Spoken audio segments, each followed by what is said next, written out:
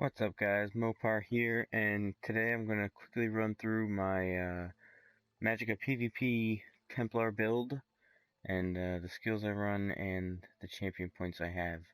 So, let me just quickly eat some food. I do use Tri-Stat food for PvP, and quick look at the stats. 2600 spell damage unbuffed, that'll get around 2900 with entropy. So, we're going to go through the armor first. So, I have two swords of Torugs Pact for the spell damage. I don't have any glyphs on them because I don't really need them. You can put something on if you want. Another sword of Torugs Pact on the back bar, and then a shield of Torugs Pact. This is supposed to have a Magicka enchant on it. I just haven't gotten around to it yet. So your max magic would be higher. Engine Guardian helmet.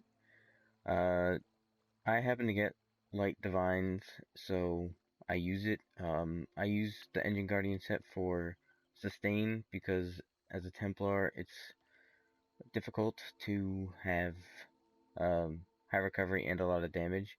So having the Engine Guardian is a really nice way to keep your magic stamina up when in battle. 4-piece overwhelming. This set is unlocked through the White Gold Tower dungeon.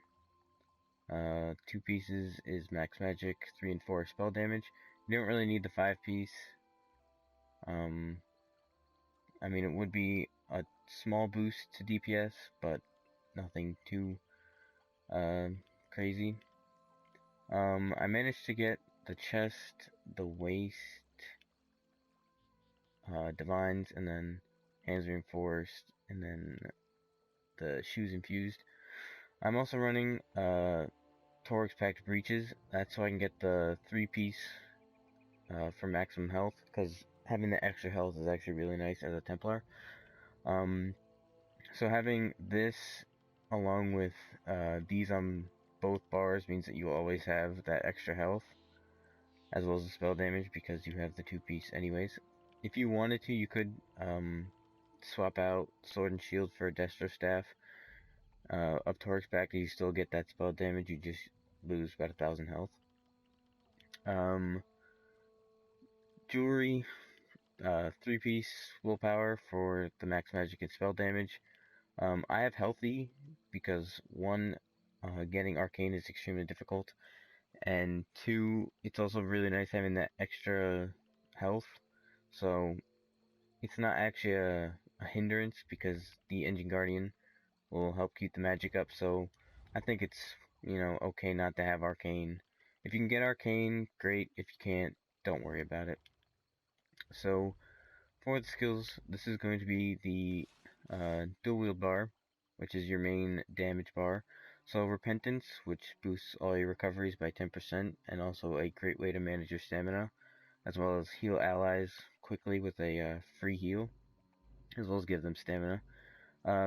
This ability can be swapped around a little bit. I run Dark Flare sometimes, or I'll also use Radiant Oppression. It all depends on the situation you're in, or you think you're going to be in. If you're protecting keeps or attacking keeps and you need a ranged weapon, use Dark Flare. If you're running by yourself, you can run Radiant Oppression. I usually run in a group of 2 or 3, 4 sometimes. So Dark Flare is really nice for a distance damaging ability. Entropy for the major sorcery, as well as increasing your max health by 8%. It's also good because it procs Might of the Guild. Puncturing sweeps, bread and butter DPS, as everyone says. Heals you for 40%, so it's a really nice heal when you're taking on a bunch of targets. Toppling charge, it's really nice to knock them down. Gap closer, usually you can toppling charge, get a few sweeps off, get their health pretty low.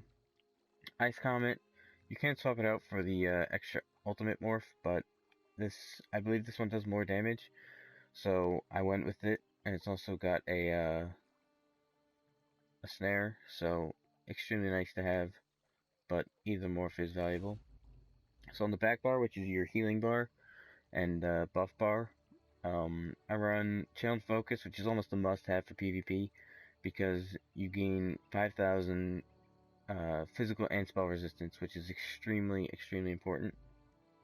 Purifying Ritual is a nice heal over time effect, and it's also good, especially in PvP when you're taking on siege weapons and night blades and all that other stuff, where you can just cleanse anything they put on you, especially snares, and you can even purify Dark Talons from a Dragon Knight, anything like that. Breath of Life, extremely powerful heal, 2 or 3 times get yourself max health, as well as healing up allies, so extremely useful.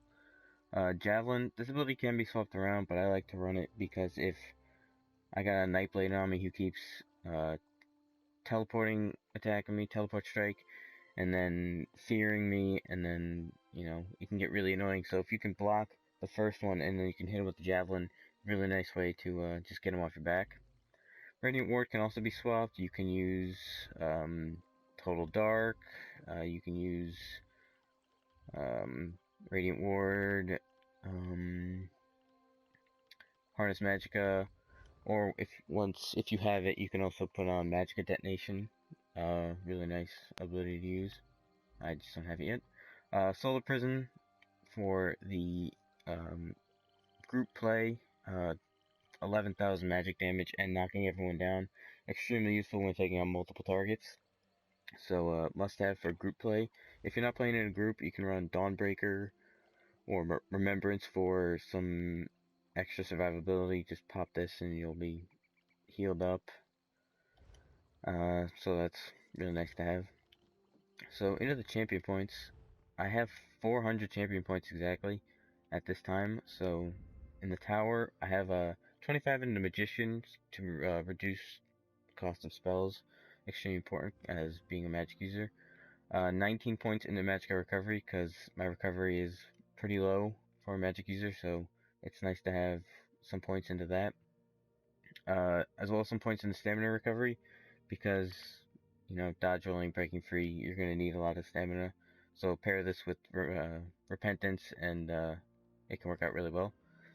16 in a tumbling because you're always dodging, breaking free, so having it cost less is really nice. Elfborn, 40 points for healing and spell damage of healing and spell criticals. Extremely useful. You get a crit heal, you can heal yourself in one shot. Really nice. Blessed, just to get better healing. Nothing in there. In the ritual, just 63 into Thaumaturge for that extra magic damage. You want to get Perfect Strike for your weapon critical. I don't know if that's extremely necessary, but you should always get it. And then Spell Penetration, you always want this one for that extra 12%. Everything, these aren't extremely like a must-have. So in the warrior, we have 32 into block expertise because we're using a one-handed shield. Reducing the cost of block is extremely useful, as well as 31 into resistant to prevent you from taking a lot of damage from critical hits, because there are some Nightblade builds that are built around critical, and they can, you know, two-shot you with like 80 plus critical, so good to have. 34 into Hardy to reduce magic damage. I've found out that I've taken a lot of damage from magic users such as magic Nightblades, other magic Templars, and sorcerers. So using this is a good way to get some extra resistance. Elemental Defender, pretty much for the same reason. They pair hand in hand. Usually a magic damage will be magic user will also have one of these abilities on. 21 into recovery to just pair with Blessed and Elfborn to get the most out of your heals. And that's it for the champions system. So just another quick look at my stats. So that's it with the resistance buff. I don't think there are any enemies around here, so I can't do a entropy on them. But it's extremely nice to play it as something different. Most people will go straight for the see if we can find something. Go for the sorcerer or the nightblade. So playing something different is nice. So I strongly urge anyone to, you know, try something different. Let me get some rolls here. So 32, 34 for when buffed.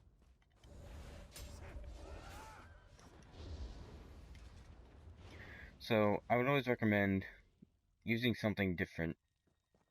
If don't just go with what everyone else says, and also don't just copy this build. You know, cookie cut it, copy and paste it. Don't do that. Change it out. Swap what you need. Like I said, I'm always changing these abilities. Dark Flare or Radiant Oppression.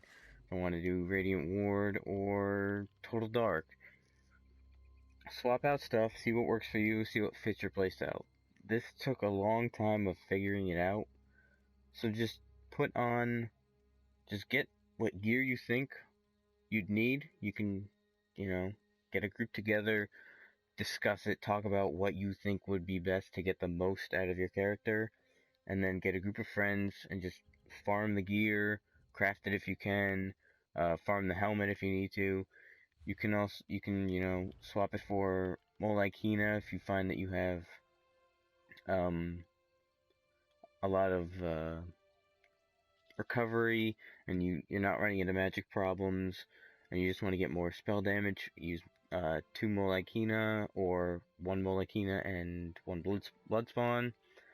You could probably even use Dock and Scoria if you wanted to, although I don't know how effective that would be. Maybe even Malabeth the Scourger set. So even two-piece blood spawn, if you run into some resistance problems. You know, just do what you want to use and don't just copy anyone else, and change it, fix it, work with it, build it, get a good build, and then show it off. And that's the best advice I can give. Just work with it. Don't give up on it too early, and just have help from other people. And then you can get a extremely powerful Templar, Sorcerer, Dragon Knight, Magicka, whatever, Stamina, tanking, whatever. So, I hope you enjoyed. I hope you work with the build you have and make the best out of it. I forgot to mention, I'm also Breton, in case you didn't see it before. High Elf would also work. But, as always, I hope you enjoyed, and if you could leave a comment letting me know what you think. If you have any other questions, just let me know, and I'll get back to you as soon as I can. Thanks for watching. Hope you enjoyed.